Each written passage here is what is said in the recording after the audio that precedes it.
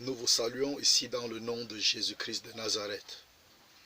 Je suis pour vous servir le pasteur Dieudonné Fonga des églises, maisons de prière pour tous.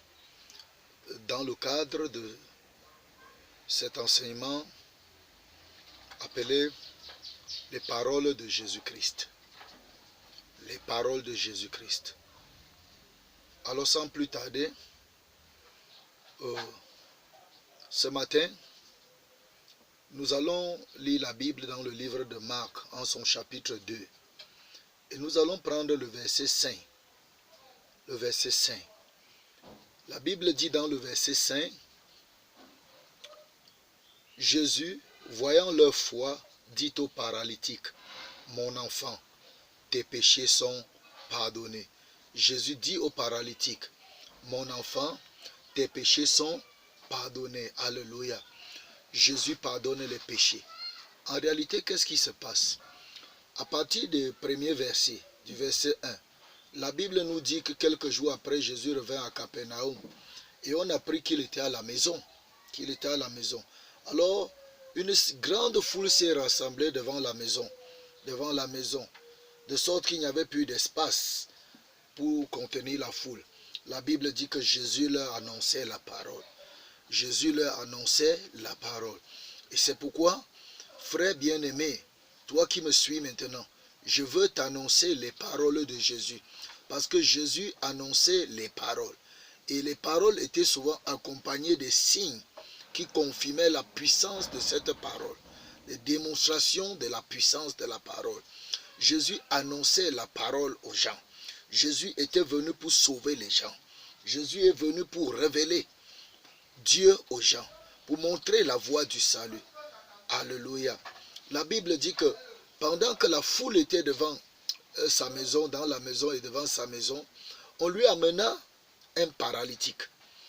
Ne voyant pas comment faire pour entrer ce paralytique et le présenter devant Jésus, ceux qui le transportaient ont tout simplement ouvert le toit de la maison. Ils ont ouvert le toit de la maison et ils ont fait descendre le paralytique devant Jésus. Alors quand Jésus a regardé la foi de ces gens, il a dit simplement au paralytique, tes péchés sont pardonnés. Il lui dit, tes péchés sont pardonnés. Jésus a pardonné les péchés de ce paralytique. Jésus pardonne les péchés. Oui, Jésus pardonne les péchés. Il est le sauveur. Il est venu dans ce monde donner sa vie, mon frère, ma soeur, pour toi et moi. Il est venu dans ce monde afin que tes péchés soient pardonnés. Jésus est venu dans ce monde, mourir sur une croix méprisable pour toi. Il est venu porter ta culpabilité. Il est venu porter tes péchés sur lui. Il est venu pour que tu reçoives le pardon de tes péchés. As-tu le pardon de tes péchés? Est-ce que tes péchés sont pardonnés? Écoute-moi, je te pose une question. Est-ce que tes péchés sont pardonnés? Est-ce que tu as l'assurance du salut? Est-ce que tu es sauvé? Est-ce que tu es sauvé? Est-ce que tes péchés sont pardonnés? Jésus est venu pardonner les péchés. Est-ce que tes péchés sont pardonnés? Il dit à ce paralytique, cet homme qui était paralysé, il avait besoin de la guérison. Il avait besoin de la restauration de ses membres. Mais Jésus lui dit, premièrement, tes péchés sont pardonnés. Jésus traite d'abord le problème du péché dans la vie de cet homme. Je ne sais pas. Peut-être tu es quelqu'un quelque part, tu te plains. Tu te plains de ta condition, tu te plains de ta vie, tu te plains de ton infimité, tu te plains de ta situation financière, tu te plains que tout ne tourne pas dans ta vie, tu te plains que tout ne tourne pas rond, tu te plains que tu n'avances pas, tu te plains que tu as les blocages, tu as tout. Tu te plains même que tu es malade. Oui, c'est normal de te plaindre, mais laisse-moi te poser une question. Si tu te présentais devant Jésus maintenant, est-ce que tes péchés sont pardonnés? Jésus veut d'abord pardonner tes péchés. Jésus veut te sauver. Jésus veut te réconcilier avec Dieu. Le reste viendra après, mon frère. Le reste viendra après. Parce que ta maladie là n'est rien. Ton cas là n'est rien. Ta situation là n'est rien. La difficulté que tu vis en ce moment-là, c'est rien. C'est rien à Jésus. Mais ce qu'il est venu d'abord faire, mon frère, c'est de te sauver. C'est de pardonner ton péché. C'est de pardonner tes péchés. C'est d'enlever ta culpabilité. Actuellement où tu entends ce message, dans ton cœur, tu n'as pas la paix. tu es troublé, tu n'arrives pas à dormir, le péché te tourmente, le péché t'oppresse, tu n'as pas la paix, tu passes par la souffrance de toutes sortes, mais Jésus-Christ est venu enlever le péché. Jésus-Christ est venu dans ce monde avant tout enlever le péché. Il est venu sauver l'homme, il est venu réconcilier l'homme avec son Créateur en enlevant le péché, en pardonnant le péché, en réconciliant l'homme avec Dieu, en réconciliant l'homme avec son Créateur. As-tu reçu le pardon de tes péchés? Jésus dit au paralytique, tes péchés te sont pardonnés.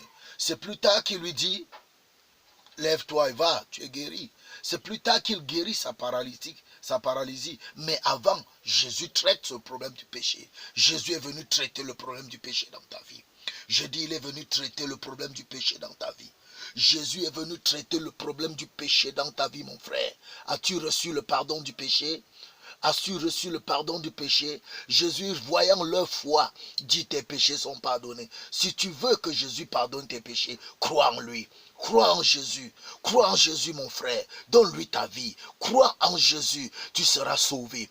Crois en Jésus. Il va pardonner tes péchés. Crois en Jésus. Il va enlever toute la culpabilité du péché dans ta vie. Je te le garantis. Je te le garantis. Je te l'assure. Au nom de Jésus-Christ, tu seras sauvé. Crois en Jésus. Reconnais ta condition. Reconnais ton état. Reconnais tes manquements. Reconnais ton état de pécheur. Et dis, Jésus, j'ai besoin de toi. Il va pardonner tes péchés, mon frère.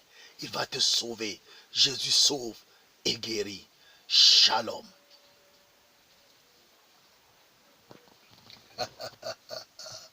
Jésus est merveilleux.